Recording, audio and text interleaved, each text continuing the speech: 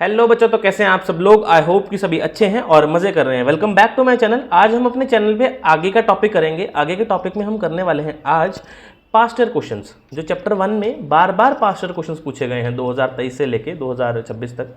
बार बार same type के question नहीं पूछे जाते हैं, कोई अलग टाइप के नहीं पूछे जाते, इसलिए इसको हमें जज करना ईजी हो जाता है कि इस चैप्टर में से ये आ रहा है, इस चैप्टर में से ये आ रहा है। ठीक है ना। तो अभी हम कर रहे हैं चैप्टर 1 के पास्ट ईयर क्वेश्चंस जितने भी हमारे पास आए हैं। मैं आपको साथ साथ में बताता चलूंगा कौन से ईयर में आया है। ठीक है, मेरे पास रैंडमली है। ठीक है ना। तो चलो हम पहला क्वेश्चन शुरू करते हैं बिना टाइम वेस्ट किए हुए। तो पहला क्वेश्चन क्या है, देखो हमारे पास उसने बोला find if the HCF of two positive integers. अगर किसी दो पॉजिटिव इंटीजर्स का HCF, वो positive integers A and B हैं, अगर उनका HCF 1 है तो वो पूछ रहा है कि LCM बताओ कितना आएगा। ये क्वेश्चन है उसका। अब मेरी बात सुनो, अगर मैं आपसे पूछूं कि HCF of two positive integers, जैसे मान लो 2 और 3 का अगर HCF 1 है तो इसका LCM कितना आएगा। LCM कितना आएगा इसका, तो LCM ऑफ कोर्स ही बात है 2 इंटू 3 बोलोगे आप, इसका LCM आएगा। तो इसका LCM कितना आएगा, A इंटू बी, AB। इतनी सी बात समझ में आ गई पक्का। ये बहुत छोटा सा कंसेप्ट है लेकिन स्टैंडर्ड वालों के लिए बहुत ज़रूरी है। ऐसे अजीब से क्वेश्चन जब बनते हैं ना पेपर, बच्चा कंफ्यूज हो जाता है उस चीज़ों में। ठीक है, तो ये हमारा पास्ट ईयर क्वेश्चन है 2025 का, 2025 में पूछा गया था ये। ठीक है, वैसे भी जब मैं क्वेश्चन चिपकाऊंगा ना ऊपर तो वहाँ पे आ जाएगा साथ में। अच्छा, अब क्वेश्चन नंबर सेकंड देखो क्या है। क्वेश्चन नंबर सेकंड देखो, MCQ है ये भी, लेकिन इसमें MCQ में एक खास बात क्या है, इसने बोला if HCF of 98 and 28 is M, और इन्हीं का LCM N है। 98 और 28 का M है और 98 और 20 का LCM N है। अच्छा, अब आपके दिमाग में ऐसा क्वेश्चन चल रहा होगा कि इसमें ना मैं ये वाला फॉर्मूला लगा देता हूँ, HCF into LCM is equals to product of two numbers A into B। ऐसा चल रहा है दिमाग में।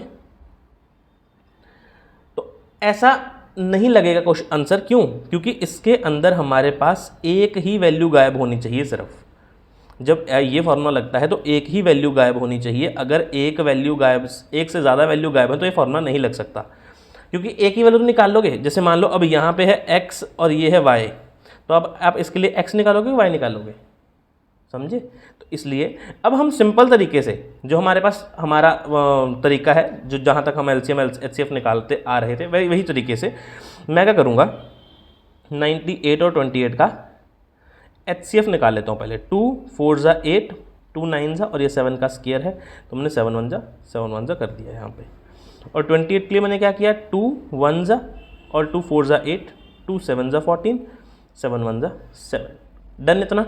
अच्छा, अब देखो HCF तो मेरे को दिख रहा है साफ साफ कि मेरे पास HCF तो कितना आ गया 14, लेकिन मैं लिख देता हूँ अच्छे से। HCF 14 कैसे आया है, वो आया है 98 के मैं फैक्टर्स लिखूँ अगर 2 इंटू 7 इंटू 7, और इसके बाद अगर मैं 28 के फैक्टर लिखूँ तो 2 इंटू 2 इंटू 7। ये पेयर बना और ये पेयर बना, इसलिए मेरे पास आंसर कितना आ गया 14। अच्छा, अब मैं LCM यहीं से निकाल सकता हूँ अब, या फिर मेरे पास HCF आ गया तो यहाँ पे डाल सकता हूँ, इस फॉर्मूले में डाल सकता हूँ। लेकिन मेरे को आसान दिख रहा है यहाँ पे, क्योंकि मेरे पास HCF निकल चुका है। तो HCF कितना निकला है 14 इंटू, जो बचे उनको नंबर को मल्टीप्लाई कर दो, 2 इंटू 7। तो 14 इंटू 14 कितना होता है, 14 का स्क्वायर होता है 196।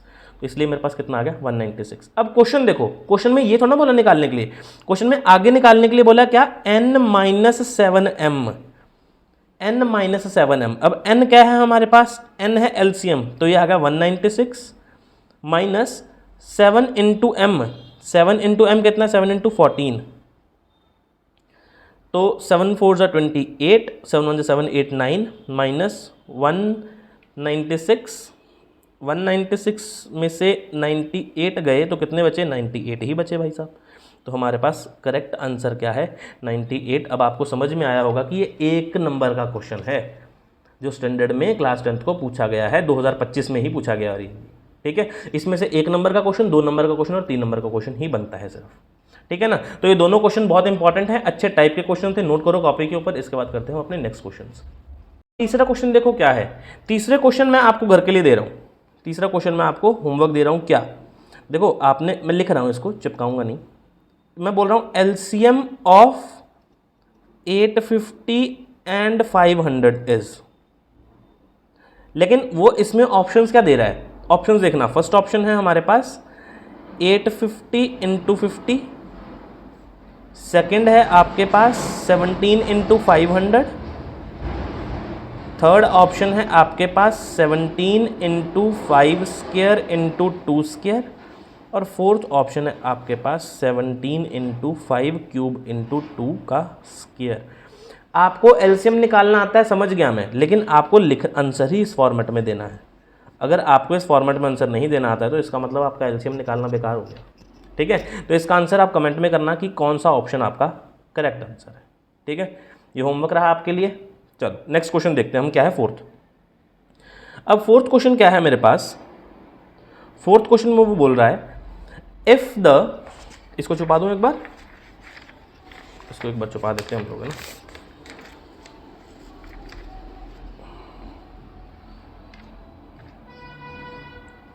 अब उसने बोला if two positive integers p and q are expressed in, तो p को उसने एक्सप्रेस किया हुआ है 18a² b, और q को उसने करा हुआ है 20a³ b का स्क्वायर।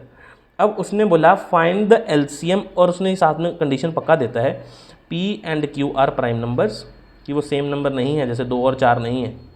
2 और 4 का एलसीएम 4 ही आ जाता है ना, और अगर 2 अलग अलग नंबर हो तो उसको दोनों को मल्टीप्लाई करके आंसर आता है। अब उसने ये पूछा कि हमसे एलसीएम ऑफ p और q का बताओ। देखो जिसने मेरा कल का वीडियो देखा होगा ना, उसको बहुत अच्छे से पता होगा कि एलसीएम कैसे निकालना है ना। क्यों, अब एचसीएफ के लिए छोटा डिजिट उठाएंगे और एलसीएम के लिए बड़ा उठाएंगे, ये बताया था। अब 18 और 20 का भी सीन है ना, आपको ऐसा लग रहा होगा 18 और 20 का भी तो चक्कर है, तो 18 और 20 को साइड में निकाल लो। अगर किसी को दिक्कत है तो 18 और 20 को साइड में निकाल लो। 18 के फैक्टर क्या है, 2 9 जा, 3 3 जा, 3 1 जा, ये हो गया आपका।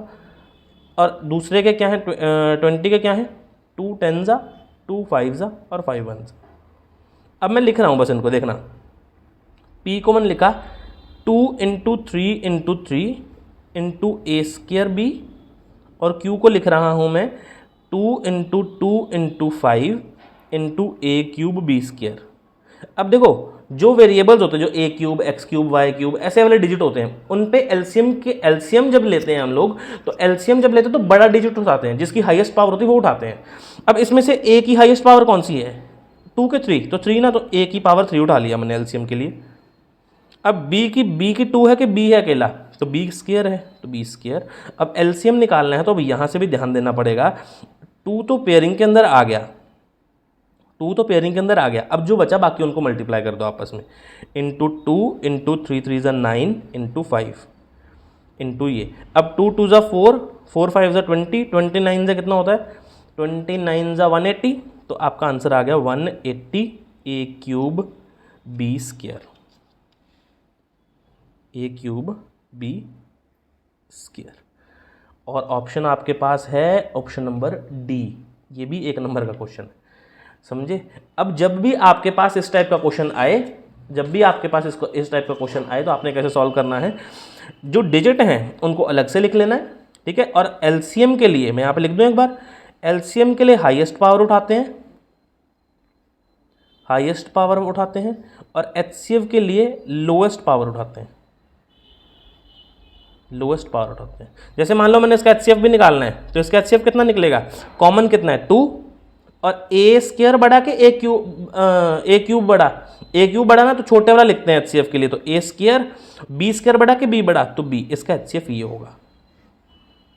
समझ में आया, कंसेप्ट समझो, क्वेश्चन के अंदर ही कंसेप्ट, ठीक है ना। ये है पास्ट ईयर क्वेश्चंस जो चल रहे हैं बहुत अच्छे से, इनको नोट करते रहो कॉपी के ऊपर, पहले खुद ट्राई करा करो, उसके बाद कॉपी पे नोट भी कर लिया करो, ठीक है। इनको नोट कर लो, इसके बाद करते हैं अपना नेक्स्ट क्वेश्चन। अब अगला क्वेश्चन देखो, क्वेश्चन नंबर 5 क्या है मेरे पास। क्वेश्चन नंबर 5 ये बोल रहा है कि show that 11 into 19 into 23 plus 3 into 11, देखो is not a prime, is not a prime, ये प्रूव करना है आपको कि प्राइम नंबर नहीं है। अच्छा मेरी बात सुनो, जो प्राइम नंबर नहीं होता वो कौन सा नंबर होता है, जल्दी कमेंट करके बताओ जरा, वो कॉम्पोजिट नंबर होता है। जो प्राइम नंबर नहीं होता वो कौन सा नंबर होता है, कॉम्पोजिट नंबर होता है। इनडायरेक्टली इनडायरेक्टली तुमसे यही क्वेश्चन पूछा है, show that this is a composite number, ठीक है, show that this number is a composite number. अब प्राइम नंबर क्या होता है ये भी बता दूं दोबारा से, जिसके 2 फैक्टर्स होते हैं, और कॉम्पोजिट नंबर क्या है, जिसके 2 से ज़्यादा फैक्टर होते हैं। डन, इतनी सी बात समझ में आ गई ना। अच्छा अब देखो सॉल्व कर रहे हैं हम इसको, 11 इंटू 11 कॉमन ले लो ना, इस सॉल्व दोबारा क्वेश्चन को लिखना है। अब देखते हैं जो सेम होता है, ये प्लस का साइन लगा है ना, प्लस के इधर एक डिजिट, प्लस के उधर दूसरा डिजिट। अब इन दोनों में से देखो कॉमन क्या है, 11 कॉमन है, तो 11 बाहर निकाल दो। अब इधर 11 है तो कुछ नहीं बचा तो 1 हो गया क्योंकि बाहर निकाल दिया। 19 इंटू 23 प्लस 3 इंटू 1। अब मैं बस खोल के इसको लिख रहा हूँ अच्छे से, 19 इंटू 23 प्लस 3। अब 19 इंटू 23 करना पड़ेगा, इतना बड़ा करूँ, 23 इंटू 19, 9 3 27, 9 2 18, 19 20, 1 3 3, 1 2 2, 7 3 4। तो यहाँ पे कितना है, 11 इंटू 4 3 7 प्लस 3 कितना होता है, 440। अच्छा अब देखो, ऑफ कोर्स सी बात है, इसका 1 और 11 फैक्टर है, इसका 1 भी है, 2 भी है, उसके बाद और भी डिजिट 4 भी है, और भी डिजिट होंगे तो 440 खुद भी है। तो कितने फैक्टर निकल गए, 2 3 2 5 फैक्टर निकल गए। तो इसलिए because 11 into 19 into 23 plus 3 into 11 has more than 2 factors, so that this number is not a prime। देखो मैं कॉम्पोजिट नहीं लिख सकता क्योंकि उसने मेरे से क्वेश्चन क्या पूछा था, is not a prime prove करना है। उसने कॉम्पोजिट तो पूछा ही नहीं ना मेरे से, ये तो मेरे को पता है कि कॉम्पोजिट निकालना है ना। अच्छा कंप्लीट क्वेश्चन समझ में आ गया पक्का। अच्छा लो फिर एक होमवर्क ले लो, क्वेश्चन एक और सेम टू सेम है आप, और ये 2024 में आए हुए हैं क्वेश्चन, और करके आए थे ये क्वेश्चन है 5 इंटू 11 इंटू 17 प्लस 3 इंटू 11। इस क्वेश्चन को सॉल्व करना आप लोग, ये रहा होमवर्क क्वेश्चन आपका, और ये भी PYQ है 2024 का। डन, ठीक है, तो नोट कर लो कॉपी के ऊपर। इसके बाद कर रहे हैं हम अपना नेक्स्ट क्वेश्चन। चलो करते हैं एक वर्ड प्रॉब्लम बहुत ही अच्छी वर्ड प्रॉब्लम है। देखो क्या लिखा है इन्होंने, in a teacher workshop the number of teacher teaching French, Hindi and English are. कितने कितने टीचर्स हैं, वो बोला 48 टीचर्स हैं, 80 टीचर्स हैं और 114 144 टीचर हैं, 144 respectively. Find the minimum number of rooms required. अच्छा अब मिनिमम वर्ड आया। अब जिसने मेरी पुरानी वीडियोस देखी उसको पता है मिनिमम पे क्या निकालना होता है। मिनिमम पे हम लोग HCF निकालते हैं, लेकिन इसके अंदर एक कंडीशन है, आपको डाटा टीचर्स का दिया है और पूछ रूम रहा है। यहाँ पे बात समझे। अब वो बोल रहा है कि मिनिमम आपके पास क्या होने चाहिए, मिनिमम रूम होने चाहिए, कम से कम रूम होने चाहिए। मिनिमम रूम मतलब कम से कम रूम, इसका मतलब एक रूम में मैक्सिमम टीचर बैठने चाहिए, ज़्यादा टीचर बैठने चाहिए, मैक्सिमम टीचर। अरे अगर रूम कम लेने हैं तो एक कमरे में बंदे ज़्यादा करने पड़ेंगे, तभी तो रूम कम होंगे। जैसे मान लो हम लोग 100 लोग ट्रिप पे गए, अब अगर अकेले ने कमरा लेना तो 100 कमरे लेने पड़ेंगे, और अगर 50 ने कमरा लेना है तो 2 कमरे, है ना, और सॉरी 2 कमरे, हाँ ठीक है ना। तो अब देखो क्या करेंगे, मैं निकालूंगा पहले HCF ही निकालूंगा, मैं पहले HCF निकालूंगा। लेकिन मेरे पास जब HCF निकलेगा, क्योंकि मेरे पास टीचर्स का डाटा है, ये टीचर्स हैं मेरे पास, फ्रेंच के टीचर इतने हैं, दूसरा कौन सा टीचर है, हिंदी का टीचर इतने हैं, ये फ्रेंच का टीचर है, हिंदी का टीचर है, और ये इंग्लिश के टीचर है। मैं इनका HCF निकालता हूँ। अभी मैं पहले HCF निकाल के बताता हूँ आएगा क्या। 48, 2 2 4, 2 4 8, 2 1 2 2 2 6 2 3 3 1, ये तो हो गया। 80, 240, 220, 210, 25 51, 144, 272, 236, 218, 29, 33, 31। अब सबको समझ में आ गया मैंने क्या किया है ना। नॉर्मल सा क्या निकाला है, अभी LCM निकाला है, HCF निकालने की कोशिश कर रहा हूँ मैं, सॉरी। अब HCF कैसे निकालूंगा, 48 का पहले मैं लिख लेता हूँ क्या निकला है, 2 इंटू 2 इंटू 2 इंटू 2 इंटू 3। 80 का क्या निकला है, 2 इंटू 2 इंटू 2 इंटू 2 इंटू 5 और 144 का क्या निकला है मेरे पास 2 into 2 into 2 into 2 into 3 into 3। अब देखो तीनों में कॉमन होना चाहिए। अब तीनों में कॉमन क्या है, ये 2, ये वाला 2, ये वाला 2 और ये वाला 2, और कुछ भी कॉमन नहीं है। तो 2 2 ज़ा 4 2 ज़ा 8 2 ज़ा 16। तो HCF कितना आ गया 16। मतलब एक रूम में 16 टीचर बैठेंगे, 16 टीचर बैठेंगे। अभी तक इतना पता चला बस हमें कि एक रूम में कितने टीचर बैठेंगे, 16 टीचर बैठेंगे। लेकिन अब उसका क्वेश्चन ये थोड़ी ना है, अब उसका क्वेश्चन ये है कि हमने रूम कितने लेने हैं, कितने कमरे चाहिए। अब देखो, और कमरे चाहिए तो चाहिए, और जो हम कमरे लेंगे उस पे हमारे पास बंदे कितने, अगर फ्रेंच वाले टीचर तो एक ही उसमें होने चाहिए, हिंदी वाले एक ही कमरे में होने चाहिए और इंग्लिश वाले एक ही कमरे में होने चाहिए। डन। अब कमरे कितने ने कहानी ये आ गई हमारे पास। अब देखो फ्रेंच के टीचर कितने हैं 48, इसके कितने हैं 80 और इसके कितने हैं 144। अब 16 टीचर हाईएस्ट बैठ सकते हैं। अब कमरे चाहिए।